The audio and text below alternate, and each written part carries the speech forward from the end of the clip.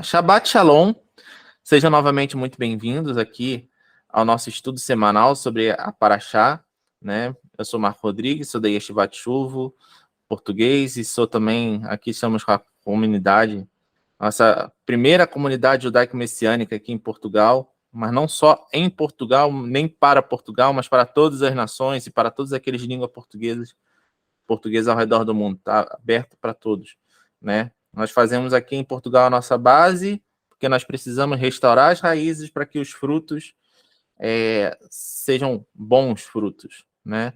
Então, a gente trabalha restaurando as raízes direto da onde é a raiz de tudo, né? Na nossa língua portuguesa, seja da nossa descendência, quem é descendente dos forçados, dos Bnei Anusim, ou dos marranos, ou como vocês quiserem chamar, criptojudeus, o que quer que seja, mas resgatar também um pouquinho dessa história, que é muito importante. Muitos de nossos antepassados sofreram aqui nessa terra, então a gente está restaurando aqui desde Portugal para todo mundo aí, e a gente teve, inclusive, nessa última semana, um evento incrível em Madrid, né? Vocês puderam acompanhar através dos canais aí da Havat Ami, da Chuvu, né? A gente falando muito sobre esse resgate aqui em Portugal e Espanha. E hoje eu vou falar um pouquinho para vocês justamente sobre o tema, até está ligado muito a Parashá Bamidbar, que é a primeira Parashá do livro de Números, né? O livro de Números que continua falando da jornada, daquela preparação do povo de Israel para entrar na terra, né? Da organização do povo de Israel, né? Você começa a Parashá Bamidbar, Bamidbar que não significa números, né? É falado números porque vocês vão ver muitos números ao longo do livro, e principalmente nessa paraxá fala sobre a contagem, fala sobre o censo do povo, mas Bamidbar quer dizer no deserto. E os sábios falam, né, alguns escritos, inclusive do Rebbe de Lubavitch, fala muito sobre isso. Por que no deserto, né? É muito importante o deserto, principalmente na gente que está na semana aí de Shavuot, próxima semana agora, durante a semana já começa Shavuot, né? Já é Shavuot, que é a festa de Pentecostes, ou dos 50 dias, que contamos desde o dia seguinte do Pêssego.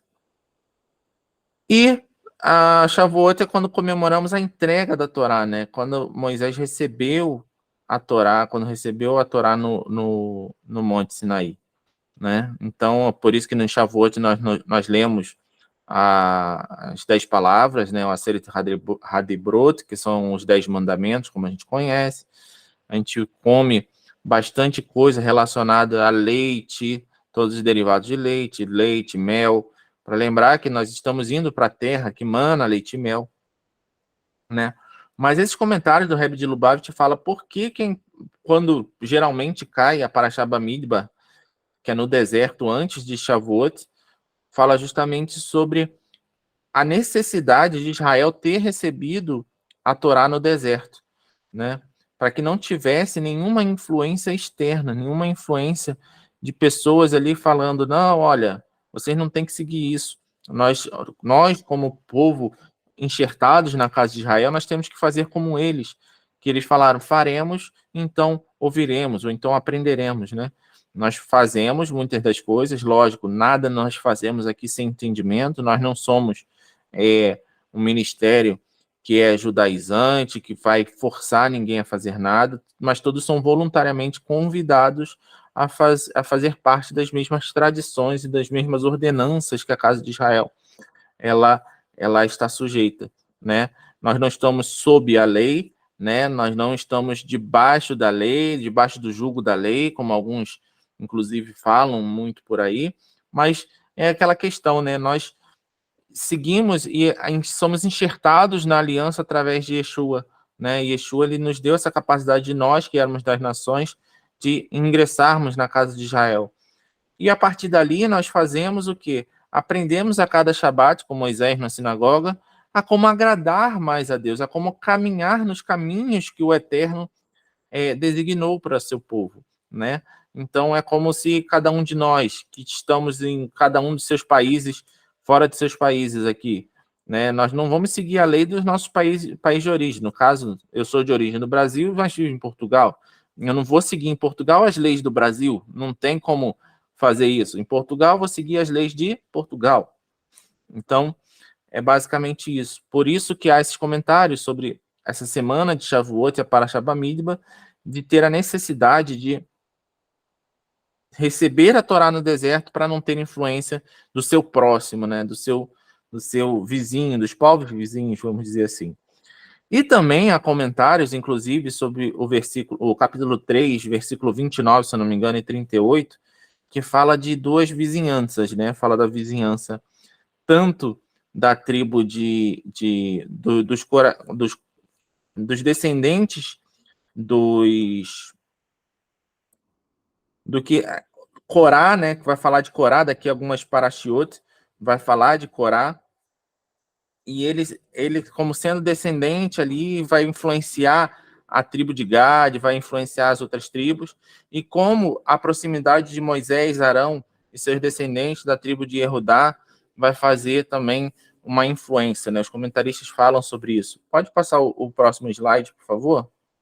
Que a gente aí tem um pequeno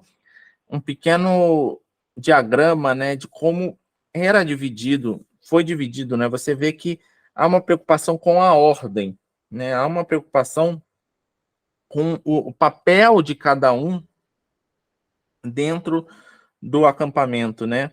Você vê que Deus separou em 4 regimentos de 3 tribos cada uma ao norte, uma ao sul, uma ao leste, uma ao oeste, né?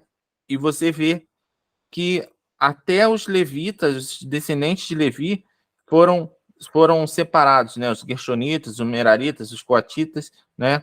Ali, justamente como eu estava falando sobre Corá, era descendente dos coratitas, então, justamente essa proximidade, dizem os sábios, que arrastou algumas pessoas também, de Simeão, de Ruben, de Gad, e Arão e seus filhos e Moisés estavam ali próximos da tribo de Judá, Issacar, Zebulão, e justamente eles ficaram mais voltados para a lei, ficaram mais chegados até ao conhecimento das leis do Eterno, né? E você vê que o que essa paraxá fala é sobre ordem, né? É sobre ordem, é sobre a necessidade de nos separarmos, é a necessidade de observarmos quem é o nosso vizinho, e nada melhor do que falar disso sobre a palavra até que estava reservada para a gente fazer lá em Madrid, né? Mas muitas coisas aconteceram e realmente não foi possível dar essa palavra lá. Mas eu vou falar um pouquinho para vocês sobre Romanos 11 hoje, que foi inclusive um resumo de tudo, né? Eu achei muito interessante porque todos os palestrantes eles estavam muito conectados, né? E essa palavra nada mais é do que um resumo de tudo o que aconteceu ali naquela conferência, né? Para aqueles que não puderam seguir a conferência, tá lá nos canais da Havatami, né? Você pode procurar aí no YouTube a Havatami, pode se inscrever também no nosso canal na Havatami Português ou aqui no nosso canal. E vocês lá podem ver a conferência toda na íntegra. Palavras incríveis do nosso querido amigo pastor Oscar Salinas, do Roeton Flores, de vários outros palestrantes, do Giovanni Boto, o pessoal também que fez ali o Boicalá ao vivo, que foi o Giovanni Burgos, o Elbert e o Carlos Mendonça, todas as pessoas ali que estavam envolvidas, e as palavras também, aquela espetacular palavra de abertura do Rabino Shapira.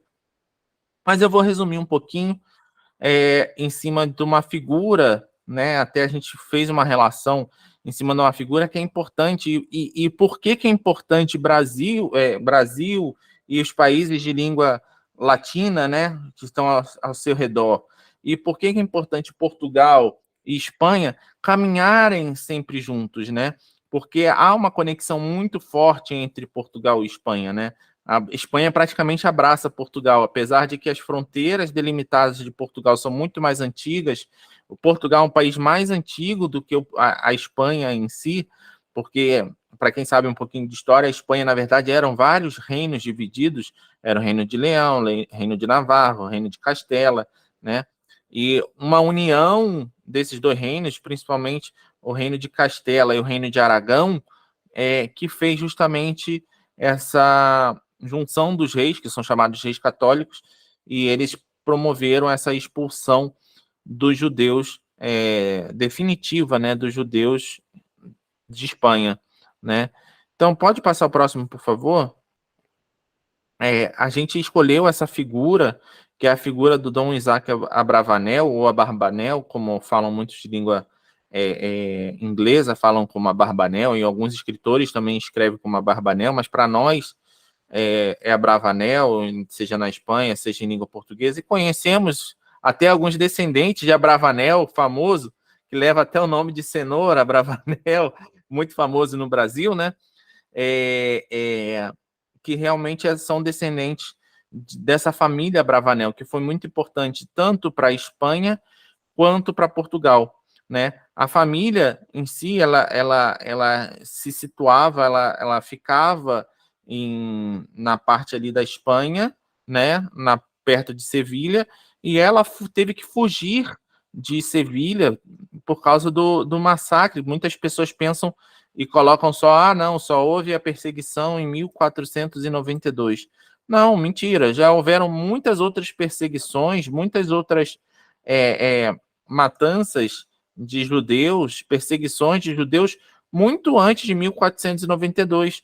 Como você vê aí, a família Abravanel, ela fugiu de Sevilha para Portugal justamente por conta do massacre de 1391. É chamada até no meio, em hebraico, há um nome específico disso, que é o Gezirot Caná, né? Gezirot, que significa cortado ou mortos, né? E Caná, que é um acróstico é um número, na verdade, que é 151, porque foi no ano de 5151, né?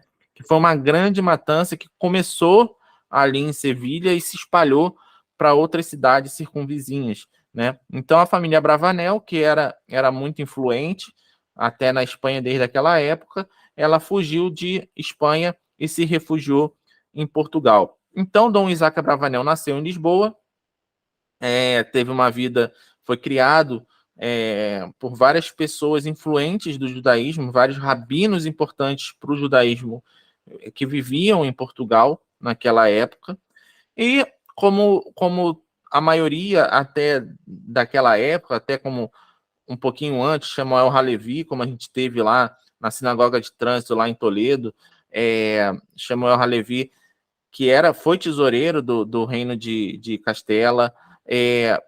Muitos judeus eram chamados pela sua habilidade com as finanças a serem tesoureiros reais, né? E não aconteceu diferente com Isaac Abravanel, e ele foi chamado para ser tesoureiro real de Dom Afonso V, aqui em Portugal. Quando Dom Afonso V morreu, assumiu o trono Dom João II.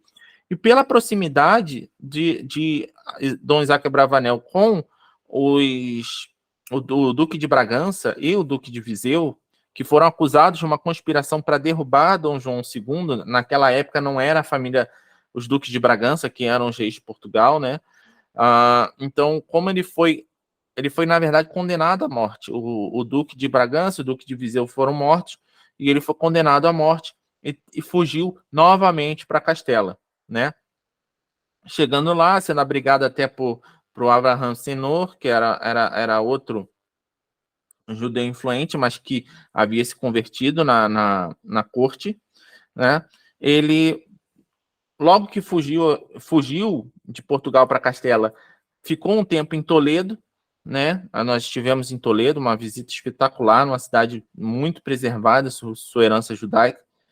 Em Toledo, ele escreveu alguns comentários sobre Josué, sobre o livro de Juízes e sobre o livro de Reis, se não me engano.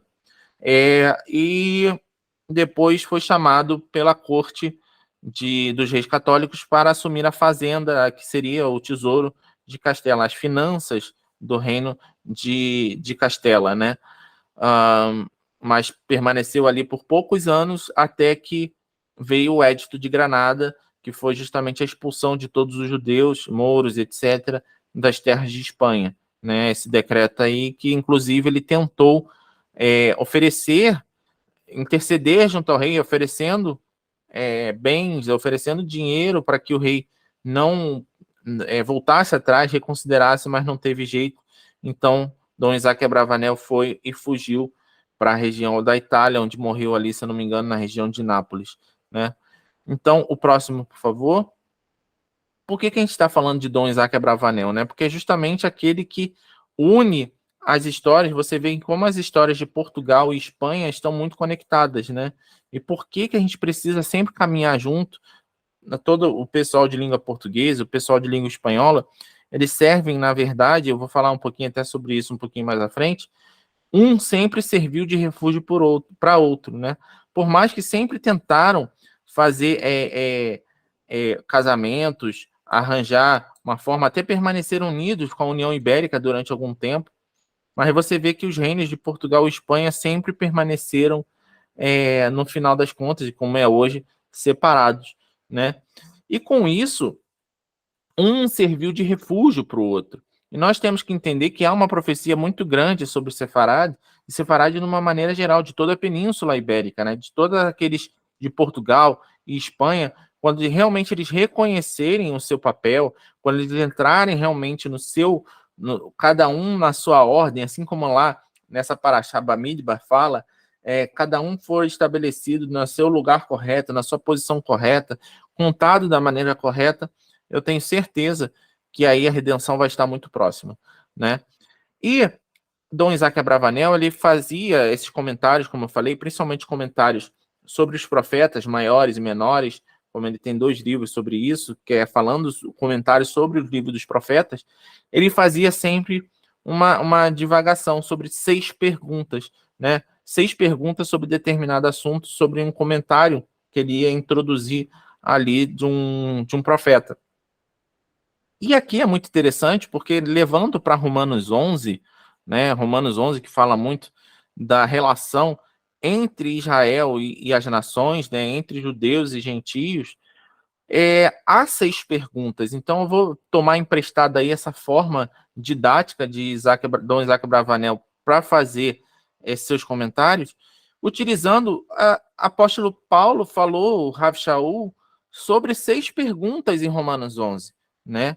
E como o tema dessa conferência em Madrid ele foi Romanos 11, é até uma forma da gente resumir um pouco de tudo o que foi passado por lá e um pouquinho do que é a nossa visão, certo? Então, a primeira pergunta, ela está lá em Romanos 11:1, né? Então, eu pergunto, será que Deus rejeitou o seu povo? De modo nenhum, porque eu sou israelita, da descendência de Abraão, da tribo de Benjamim. Então, vocês podem ver que, vocês vão ver ao longo aí, que até o apóstolo Paulo, Rav Shaul, ele usou de uma forma que a gente até na matemática, eu que estudei matemática, a gente fala que é redução ao absurdo, né? Faz uma pergunta absurda para que a gente negue essa pergunta. É uma forma de você provar alguma teoria, né? Então, o apóstolo Paulo fala: será que Deus rejeitou o seu povo? Eu posso até trazer de uma outra forma. E para cada pergunta, eu coloquei uma palavra-chave em cada pergunta para a gente estar gravando essas palavras, que é realmente o caminho que a gente tem que tomar ao longo da interpretação de Romanos 11, de uma interpretação com lentes judaicas, né? Até porque temos que fazer esse tipo de interpretação. Aí mesmo diz, apóstolo Paulo era descendência israelita, descendente de Abraão, da tribo de Benjamim, ele era judeu, gente. Não tem como fazer outro tipo de interpretação sobre as cartas, não tem como fazer outro tipo de interpretação sobre a Brit Hadashah. Nós temos que toda a Brit Hadashah ela foi pautada, foi baseada em quê? No Tanakh, foi baseada na Torá, foi baseada nos escritos, foi baseada nos profetas. E dessa forma que nós temos que interpretar a Brit Hadashah. Dessa forma que temos que interpretar principalmente Paulo, principalmente Pedro. Nós temos que interpretar as cartas de uma maneira geral, de uma forma judaica, e não de uma forma como foi passada ao longo dos tempos para a gente, de uma forma contaminada, de uma forma misturada, né? Mas o importante aí, será que Deus rejeitou o seu povo? O que a gente tem para falar sobre isso? Deus não rejeitou o seu povo. A igreja, na verdade, um dos grandes problemas hoje é a teologia da substituição, né? Dizendo que a igreja é o novo Israel, a igreja é o Israel de Deus. Não, Israel continua sendo o povo de Deus. E hoje em dia está acontecendo algo muito ruim dentro do nosso meio, principalmente do meio messiânico, ou do meio que se diz pseudo-messiânico, como diz até alguns escritos, David Stern falava sobre isso em alguns de seus escritos, falava sobre o pseudo-messianismo, sobre aqueles que acham que estão seguindo um judaísmo messiânico, não se identificam como vindo das nações, porque é a sua origem, são gentios que seguem o judaísmo messiânico, mas que acham que a partir do momento que conhecem a Yeshua e conhecem o judaísmo, eles agora são os novos israelitas, né? Eu sou agora o povo judeu não serve mais de nada. O povo judeu, as interpretações deles estão todas erradas porque eles não aceitaram Yeshua. E não é isso que diz, entendeu? Deus não rejeitou seu povo. A gente tem que entender que a teologia da substituição, ela não vem só da igreja, ela vem também dentro desse movimento que se diz messiânico, desses movimentos de raízes hebraicas, esses movimentos de nomes sagrados, esses movimentos que a gente não faz parte, esses movimentos judaizantes que querem chegar e falam que você só tem salvação se você fizer a circuncisão. Não é dessa forma. E o nosso papel é o quê? É restaurar a identidade do Mashiach, que é judeu, e Yeshua, que é judeu, que nasceu como judeu, que viveu como judeu, que cumpriu as festas como judeu. Então, essa é a interpretação correta. Porque, como diz lá, né, que os oráculos de Deus pertencem a quem? A Israel. Então, se a gente quiser saber sobre as palavras de Deus, se a gente quiser saber sobre os mistérios, se a gente quiser saber sobre os oráculos, se a gente quiser saber sobre a interpretação correta, quem a gente tem que procurar? É Israel, é o povo judeu. Lógico, óbvio, vão ter judeus que vão nos chamar de missionários, que nós estamos tentando converter judeus. Não é esse o nosso papel. Nosso papel, e como diz lá na Parashá Bamidbar, cada um tem que entrar dentro do seu papel. E a sua vizinhança fala muito sobre isso. Preste atenção na sua vizinhança. Preste atenção com quem você anda. Preste atenção com o que você compartilha do Facebook. Preste atenção com o que você partilha do YouTube. Preste atenção dos ministérios que você compartilha, porque tem uma palavra bonitinha que você achou, seja da igreja, seja do movimento que se diz messiânico. Preste atenção com quem você anda. Porque nós somos influenciados. Nós, querendo ou não, nós temos que nos manter firme, porque o mundo aí fora quer nos influenciar, quer nos desviar do alvo, quer nos desviar do caminho correto. A próxima pergunta que é feita é justamente em Romanos 11:2, na sequência. Deus não rejeitou o seu povo, o qual de antemão conheceu. Ou vocês não sabem como Elias clamou a Deus contra Israel, conforme diz a Escritura? Ué, nessa passagem está citando diretamente, começa a citar a passagem de 1 Reis, ali nos capítulos 18 e 19, né? Fala sobre Elias, quando Elias ele estava se sentindo perseguido. E aonde que se refugiou Elias? Se você vê lá em 1 Reis 18, fala que Elias se refugiou no Monte Horebe. Então, essa passagem de Romanos tem muito mais do que tá escrito aí. Ele se refugiou no Monte Horebe, e o Monte Horebe, qual é o Monte Horebe? É onde a Torá foi dada. A gente está aí no caminho de Shavuot, chegando em Shavuot. Então, o que quer dizer isso? Onde se refugiou Elias? O que é importante nessa nosso ingresso, né? Nosso enxertia, nós somos enxertados na casa de Israel. O importante que está dizendo aí é que a Torá, o Eterno, ali fala logo em seguida sobre Elias chegando na caverna, no Monte Horebe, e saindo da caverna e voltando, e o Eterno falando com ele. E volta numa passagem falando que teve terremoto e o Eterno não estava ali. Teve vento e o Eterno não estava ali.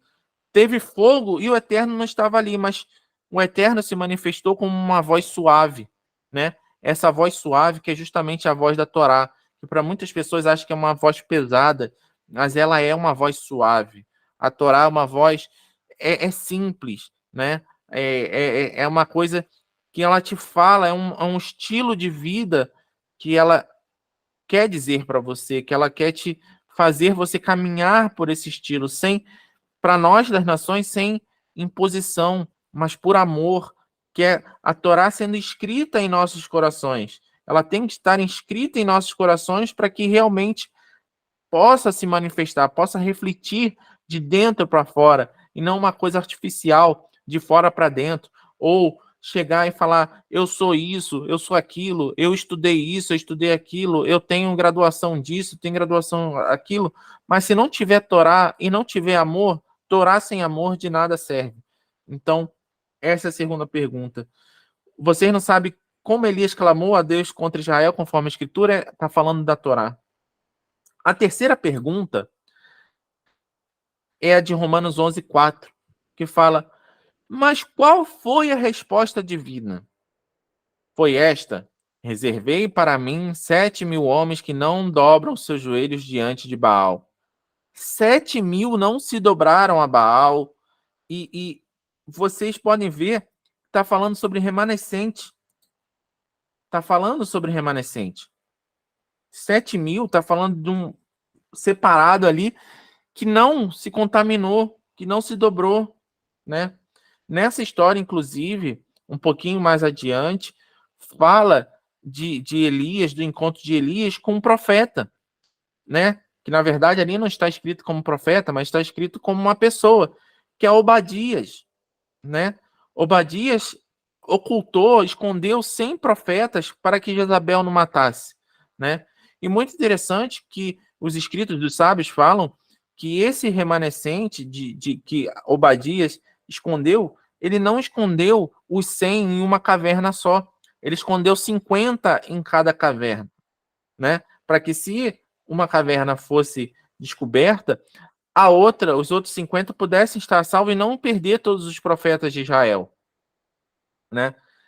E é muito interessante que Obadias fala justamente sobre Sefarad. Obadias fala sobre o remanescente de Sefarad. Então, qual a conexão desses 50-50? Não parece muito o que aconteceu com Portugal e Espanha? Não parece muito o que aconteceu com sempre em que fomos perseguidos de um lado, fugimos para o outro lado. Sempre que fomos perseguidos na Espanha, fugimos para Portugal. Sempre que fomos perseguidos em Portugal, fugimos para a Espanha. Sempre que fomos perseguidos aqui no continente, fomos para as ilhas, fomos para os Açores, fomos para a Madeira. Sempre que fomos perseguidos nesses lugares, fomos para o Brasil, fomos para a América Latina. Certo? Então, vocês veem como tudo, e todas essas perguntas de Romanos 11, 14, está relacionado diretamente à nossa história, né? Eu queria próxima pergunta. A Luana vai botar para vocês já já. Mas a quarta pergunta, que está justamente em Romanos 11, 11, né? Que fala sobre, até uma passagem que se fala muito, de uma forma até meio estranha. Mas então pergunto, será que eles tropeçaram para que caíssem? De modo nenhum. Está falando de quem? Eles, os judeus. Será que tropeçaram para que ficassem caídos? De modo nenhum, mas pela transgressão deles, a salvação chegou aos gentios, para fazer com que os judeus ficassem com ciúmes. A quarta palavra-chave é ciúmes, mas ciúmes no sentido de zelo, né? Tem uma dificuldade muito grande em muitos movimentos por aí de você identificar quem é o mestre dessas pessoas, né? Muitos se dizem morê, muitos se dizem morá, muitos se dizem rabinos, muitos se dizem professores, ou que quer que seja, pastores. Mas você já parou para identificar, para perceber quem é o mestre deles? Muitos desses parecem que são seus próprios mestres. Esse é o maior problema desses movimentos de raízes hebraicas hoje. Nós aqui na Beit Sarrapanim, nós aqui na Yeshivat Shuv Português, nós temos o nosso mestre, nós temos pessoas para a gente, até em português, eu não lembro muito bem o termo, mas em inglês a gente fala de accountability, né? A pessoa prestar contas, lembrei o termo. Nós precisamos ter pessoas que sejam experientes, que sejam, ou que caminham lado a lado conosco, mas que a gente possa prestar contas. Nós aqui prestamos contas, somos subordinados, no caso não diretamente, porque somos todas as congregações, somos somos livres, somos congregações independentes, mas somos associados ao Ministério do Chuvu. Então, nós temos prestações de contas ao Rabino Shapira, nós temos parceiros e amigos que nos dão conselhos, que nós prestamos contas, numa forma até da gente ter alguém que nos dê suporte, como o Roeton Flores, da Yeshua Bread of Life, nós temos o pastor Oscar Salinas, nós temos outros irmãos a quem nós prestamos conta, a quem nós perguntamos, a quem nós crescemos juntos, né? E essa é a pergunta principal, porque muitos deles estão querendo ser seus próprios mestres. E sendo seus próprios mestres, o que acontece? Acabam começando a seguir suas próprias doutrinas. E seguindo suas próprias doutrinas, seguem doutrinas ou tradições diferentes do povo de Israel.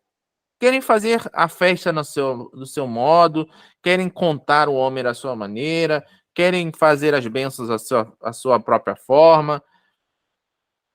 A questão toda é como que nós vamos causar ciúmes, como que nós vamos ciúmes no sentido de zelo, como que nós vamos promover o zelo do povo de Israel, nós, gentios, porque está dizendo aí, o tropeço deles, muitos não aceitaram, muitos aceitaram o Mashiach, eles seguiram Yeshua naquela época, mas muitos também não aceitaram. Mas o tropeço deles, do povo, foi para que estivesse para benefício de nós, gentios, para que Yeshua permitisse que nós entrássemos na casa de Israel e caminhássemos, peregrinássemos juntos com eles. Mas como que nós vamos causar esse zelo, esse ciúme, despertar esse zelo neles, se a gente faz as coisas do nosso próprio jeito, da nossa própria maneira, achando que a Torá é nossa? Nós aprendemos a Torá deles. Nós temos que nos botar no nosso lugar, não temos que ter orgulho. Nós temos que entender que nosso papel não é sair por aí, e muitos movimentos aí fora, grandes e famosos, falam que nosso papel é ir até os judeus para converter os judeus. Nós não temos que sair por aí converter judeus. O papel das nações é ir até as nações, chamando, venha, vamos lá, como Zacarias, vamos lá, agarrar o tzit do judeu.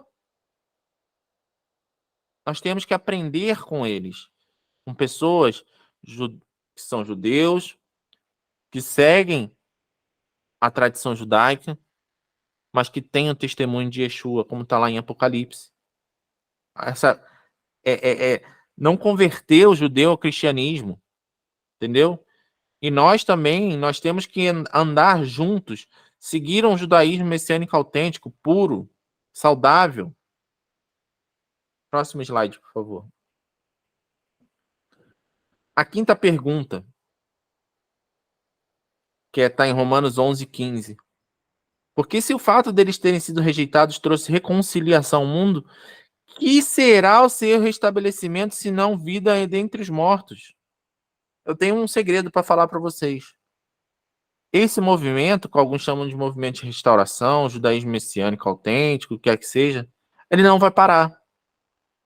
Então não adianta você estar na igreja, nós respeitamos todos aqueles que estão na igreja, que são cristãos, seguem uma vida santa, seguem uma vida justa. Nós não renegamos as nossas origens. Muitos aí renegam suas origens. Falam, agora quem está na igreja, os cristãos são porcos. Não, são nossos irmãos. Mas nós temos que manter a nossa posição também firmes. Por quê? O nosso posicionamento sempre tem que ser o mesmo. A nossa posição, e nós sabemos, esse movimento de aproximação da casa de Israel, de aprender as mitzvot, de aprender as festas do Senhor, de aprender a Torá, do estudo da palavra, ele não vai parar. Ele não vai... Pode acontecer de tudo, é algo que está previsto para os últimos tempos, para os últimos dias. Quantas pessoas aqui e quantas pessoas que já deram testemunho, que nós conhecemos, foram despertadas por sonhos, por visões. Está lá no profeta Joel. Ia acontecer nesses últimos tempos. E muitos desses sonhos são voltando, ensinando coisas que jamais foram ensinadas dentro das igrejas. Shabat, Como vai acontecer? É arrebatamento ou não é arrebatamento? Então, nós precisamos saber o nosso papel. Por que saber tanto o nosso papel? Porque é a raiz que nos sustenta, não é nós que sustentamos a raiz. É Israel que nos sustenta. Nós, hoje, já dentro desse meio, inseridos nesse meio, já temos costumes, já temos tradições. Somos chamados de judeus, muitas vezes, por estarmos andando juntos dos judeus. Mas cada um sabendo seu papel, como Bamidbar de novo. Cada um sabendo seu lugar. Cada um sabendo se tem que cobrir a arca. Cada um sabendo que se tem que carregar a arca. Cada um sabendo se tem que desmontar o acampamento. Cada um sabendo seu papel dentro do reino. É isso que é tão importante, que fala muito no livro Remanescente de Rebeca sobre isso. Sobre o seu papel. Entendeu? Então, isso só é para despertar o movimento que nós estamos fazendo, que é de reconciliação. Porque a igreja está sendo despertada, as nações estão sendo despertadas para um movimento de reconciliação com Israel. Nós estamos sendo despertados para vivermos juntos, para vivermos, construirmos, como diz lá nas Boas Novas, segundo a Covid-19, fala de construirmos a autoestrada juntos para Jerusalém. Judeus e pessoas das nações. Judeus que se chegaram em Yeshua, que aprenderam sobre Yeshua por uma revelação, ou aprenderam vendo o nosso zelo pela Torá, como diz no versículo anterior. E se a plenitude dos gentios já é algo maravilhoso, e tem que acontecer, e vai acontecer, e que é o que está acontecendo, imaginem a plenitude dos judeus. É o que a gente precisa fazer para o Mashiach chegar. E a sexta e última pergunta. Está em Romanos 11, 24. Afinal de contas, se você foi cortado de uma oliveira brava, por natureza, e de maneira antinatural, foi enxertado numa oliveira cultivada, quanto mais serão enxertados os ramos naturais em sua própria oliveira. Aí resume tudo. Israel, eles são os ramos naturais. Nós temos que aprender com eles. Quando estamos aqui citando, e às vezes somos criticados por isso, né? Somente por aqueles grupos que acham que nós temos que ser só a escritura, não vejo mal nenhum de você tentar relacionar a escritura dentro da escritura, mas tem muitas coisas que você não consegue explicar só pelas escrituras, você tem que ir em cima da tradição, você tem que ir em cima do que os sábios de Israel escreveram, principalmente quanto mais perto do período ali de Yeshua, seja na Mishnah, seja na Guemará, seja até nas traduções, mas nós temos que ir até eles e aprender com eles, e com amor nós não podemos também chegar a outros da igreja, não chegar a outros das nações e falar, forçá-los a uma conversão, forçá-los, você agora tem que se converter ao judaísmo messiânico. Se converter é uma palavra um pouco até mal interpretada, né? Quando você faz uma conversão, quando a gente está dirigindo, por exemplo, faz uma conversão, na verdade a gente está mudando de direção, né? Essa é a conversão verdadeira que nós temos que fazer. Não é um procedimento formal, mas ela tem que começar com uma mudança de direção, com uma mudança de estilo de vida, uma mudança de você tentar esquecer tudo aquilo que está inculcado na sua cabeça e aprender o novo, estar aberto a aprender com Israel, estar aberto a aprender a interpretar as nossas próprias escrituras, que é a Brit Hadashah. Não pegar a Brit Hadashah e tentar explicar a escritura deles, mas mostrar em cada ponto da Torá, em cada ponto do Tanar, onde o Mashiach está. E isso fala muito, inclusive, sobre lá em Efésios 2, que nós vivíamos separados, mas fomos enxertados na comunidade de Israel. Agora como um só povo. Nós estamos todos encerrados debaixo da mesma lei. Nós precisamos todos viver pelo Mashiach, sim, mas precisamos aprender sobre a Torá, precisamos aprender sobre a interpretação correta. e aprender, como diz para nós, como diz lá em Atos 15, a cada Shabat, pouquinho a pouquinho. E o papel das nações, que é trazer outros das nações, é remover clipar essa casca, como fala muito no livro Bessorá, As Boas Novas, segundo a Covid-19, fala sobre clipar de Yeshua, essas vestes romanas, de um Jesus que foi criado como aquele filho desobediente, que negou a lei, que a gente tem que remover isso no cristianismo. Porque diz lá no Apocalipse que Yeshua pode ser o início de tudo, mas diz lá em Apocalipse que é aquele que perseverar até o fim.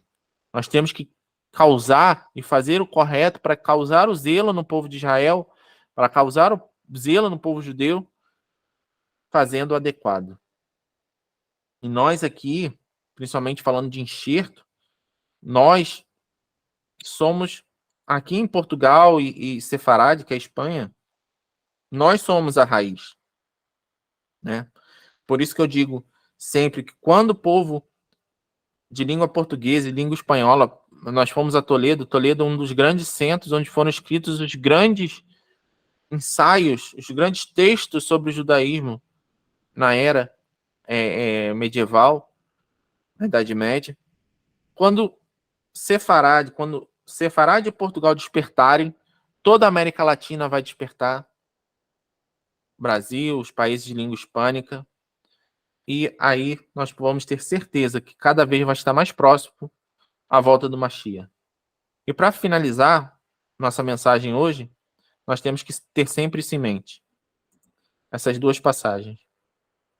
Porque, como está em muitas Bíblias, em português, está lá o fim da lei, né? É o Mashiach, né? Mas a palavra que está em grego é telos, é o objetivo. Porque o telos, o objetivo da lei, até faltou o lei aí no slide, mas o objetivo da lei é o Mashiach. Enxergarmos o Mashiach em cada ponto da Torá é o nosso papel. O nosso papel é interpretarmos, enxergarmos com as interpretações de Israel o Mashiach em cada ponto da Torá. Para quê? Para a justiça de todo aquele que crê. Então, se você crê, você sabe que o objetivo da lei é o Mashiach, e você vai querer enxergar o Mashiach em cada ponto da lei. E a lei? Ela está tão distante da gente assim? A Torá, ela está tão distante? Não é isso que diz. Vamos ver o que diz lá em Deuteronômio 30, de 11 a 14, para finalizar. Porque este mandamento que hoje lhes ordeno não é demasiadamente difícil, nem está longe de vocês. Isso é para aqueles que falam que cumprir Torá é difícil, cumprir Torá é complicado. Nós estamos aprendendo pouco a pouco, mas difícil não é. Ela não está no céu para que tenham de dizer quem subirá até o céu por nós, para nos trazer o mandamento e anunciá-los a nós, para que o cumpramos. Nem está do outro lado do mar, para que tenham de dizer quem irá atravessar o mar por nós, para nos trazer o mandamento e anunciá-lo a nós, para que o cumpramos. Pois esta palavra está bem perto de vocês, na sua boca e no seu coração, para que vocês a cumpram. Essa é a mensagem de hoje. Ela está bem perto de vocês. E ela tem que estar sempre na nossa boca e no nosso coração, para que nós a cumpramos. E assim, falamos sobre a Parashá Bamidbar, falamos sobre a Parashá, falando sobre ordem, sobre papel. Recomendo a todos. O melhor livro dos últimos tempos, não é porque é do Rabino Shapira, mas a gente lê muitos livros, mas o melhor livro para determinar, para entender o seu papel, até dando um pouquinho aqui, o papel de Rebeca, o papel de Isaac, o papel de Eliezer, é o Remanescente Rebeca, que eu recomendo todos vocês a lerem o quanto antes. Então, Shabbat Shalom, essa era a mensagem de hoje. Até a próxima semana.